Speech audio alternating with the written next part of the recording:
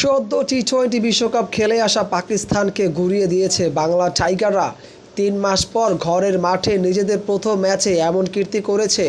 যদিও আজকের ম্যাচে নজর কেড়েছে নাহিদ রানা।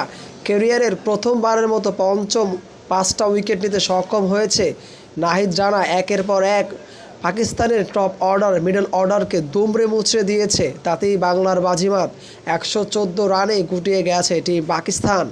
টসে জয়লাভ করে প্রথমে পাকিস্তানকে ব্যাটিংয়ে আমন্ত্রণ জানায় মেহেদী হাসান মিরাজ। কারণ মেহেদী হাসান মিরাজের জানা ছিল এই উইকেটে বলাররা খুবই চমৎকার করবে, হয়েছেও তাই। Nahid Rana top order middle অর্ডারটাকে দুমড়ে মুচড়ে দিয়েছে।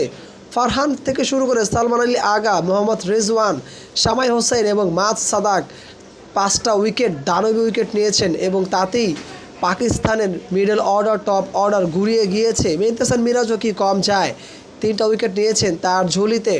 এতেই পাকিস্তান 114 রান করতে সক্ষম হয়েছে।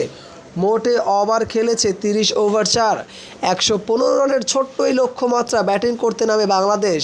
মাত্র 15 ওভার 1 বল খরচা করেই 8 উইকেট হাতে রেখে ম্যাচ জয়লাভ করে নেয় বাংলার টাইগাররা।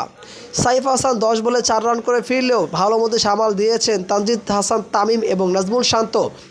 দুজনে মিলে চমৎকার পার্টনারশিপে বাংলাদেশের এমন জয়ের একটা কীর্তি। 42 বলে 67 করেছেন তানজিদ তামিম, সাথে ছিল 5টা বিশাল ছক্কার মার। অপরদিকে নাজমুল শান্ত আউট হওয়ার আগে 33 বলে খেলে গেছেন 27 রানের একটা ইনিংস। শেষ দিকে লিটন 6 বলে 3। এতেই বাংলার প্রথম জয়। 7 বছর পর পাকিস্তানের সাথে বাংলাদেশ ওডিআই ম্যাচ জয়লাভ করলো।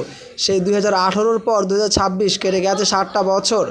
বাংলাদেশের আরও একটা ম্যাচ জয়লাভ করলে সিরিজটা নির্ধারিত হয়ে যাবে। 2015 সালে বাংলাদেশ এই পাকিস্তানকে ঘরের মাঠে হোয়াইট ওয়াশ করেছিল।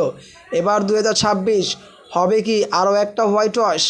বাংলাদেশের 27 বিশ্বকাপের লক্ষ্যমাত্রায় কিন্তু এখন উজ্জীবিত। বাংলাদেশ দল পারবে কি পাকিস্তানকে হোয়াইট ওয়াশ করে র্যাঙ্কিংটাকে আরও বেশি উন্নত করতে?